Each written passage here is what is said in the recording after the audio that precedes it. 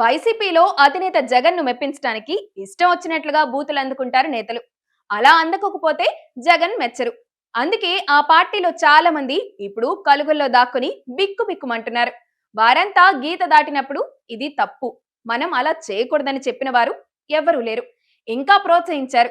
కానీ టీడీపీలో మాత్రం పరిస్థితి అలా ఉండదు. టీడీపీ సోషల్ మీడియా కార్యకర్తలను కూడా తప్పు చేస్తే వదిలిపెట్టరు. టీడీపీ స్థాయి విలువలు పాటించాల్సిందే.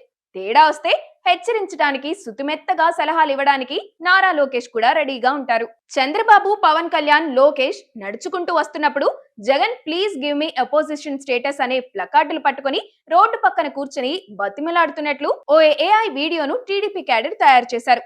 దాన్ని సోషల్ మీడియాలో వైరల్ చేసుకుంటున్నారు. ఇది నారా లోకేష్ దృష్టికి వచ్చింది. అలాంటివి టీడీపీ విధానాలకు విరుద్ధమని స్పష్టమైన సూచన చేస్తూ సోషల్ మీడియాలోనే స్పందించారు లోకేష్. వ్యక్తిగత దాడులు ఎప్పుడూ వాంఛనీయం కాదు. మనం రాజకీయ ప్రత్యర్థులు కావచ్చు, కానీ మన ప్రవర్తన గౌరవంగా ఉండాలన్నారు. అలాంటి కంటెంట్ను నివారించాలని అందరినీ కోరారు. వ్యతిరేకత వ్యక్తం చేయడంలో కూడా మర్యాదను కాపాడుకుందామని, ఆంధ్రప్రదేశ్ ను బలోపేతం చేసే నిర్మాణాత్మక రాజకీయాలపై దృష్టి పెడదామని లోకేష్ సూచించారు.